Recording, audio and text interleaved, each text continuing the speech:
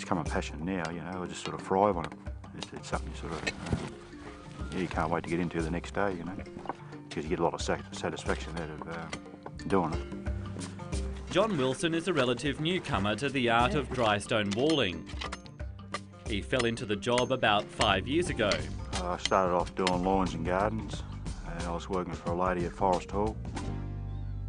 And she asked me if I want to do a bit of the stone wall and repair some of them and add more stone walls to it. Yeah, why not? I've never done it before, but I'll give it a go. And it's taken off from there.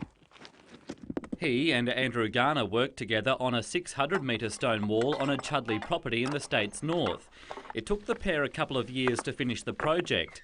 They're now in the process of constructing a half-kilometre long wall at nearby Derry Plains. We work as a team, you could say. That's what we call ourselves, a team. So we work together, but there's days we'll go off different directions and work elsewhere.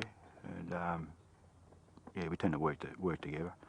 And we sort of rotate it around where one person will do the 10 metres of foundations while the other one will be building. And then there's times we'll both do the foundations together and both do the building together. So we sort of just break it up a bit. And there's times where Andrew will do 10 metre section of wall and I'll do my 10 metre section of wall. And then we'll sort of later on join up and do the 10 metre section together. I'm a geologist by trade. Spent 6 years up in Queensland doing exploration, and so yeah, you could say I got a bit of passion for rocks one way or the other. Stone walling is back-breaking work, starting with manoeuvring large foundation stones into place and slowly fitting the rocks together like a giant jigsaw puzzle. Both men are quick to point out it takes patience and a meticulous eye for detail. You can pick up one builder's work against another. Sometimes you see a wall where there's been a repair made and you go, aha, there's a different style of wall there or a different level of expertise. Further south, in Oatlands, a group of local women is also keeping the art alive. It's very important here in Oatlands because there are so many old walls and they're all disappearing. They fall into disrepair, especially since the local walls don't seem to have these through stones that we keep talking about, so they're vulnerable to damage. And those walls need saving. We need people who are skilled up and can work on those walls and preserve them. For these women, building dry stone walls is more than a casual hobby. It's become an obsession. I came here in about 1990 and I just fell in love with the stone, the local stone, and it's a bit like building sandcastles when you go down to the beach. It's just something you have to do. I was looking for the perfect stone in every situation. I would spend hours just lost on these stone heaps, picking out the absolute beautifully lichened stone. Susan Blaxall moved from Sydney to Tasmania 4.5 years ago. Her quest to build stone walls has been rewarding, but time-consuming. Hours. Hours and hours. Hours.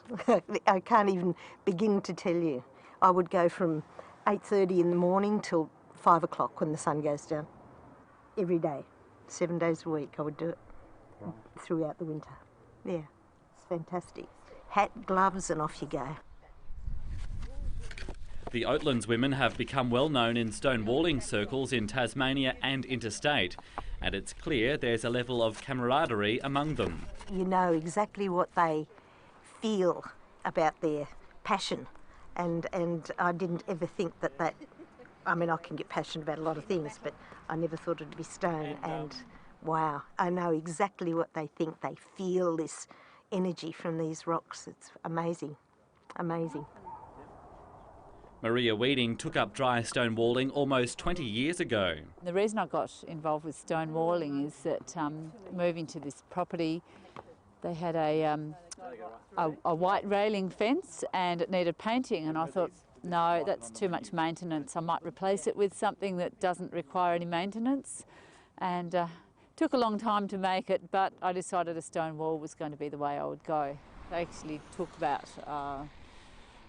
18 months or a bit more to do that, and so painting would have been a lot quicker.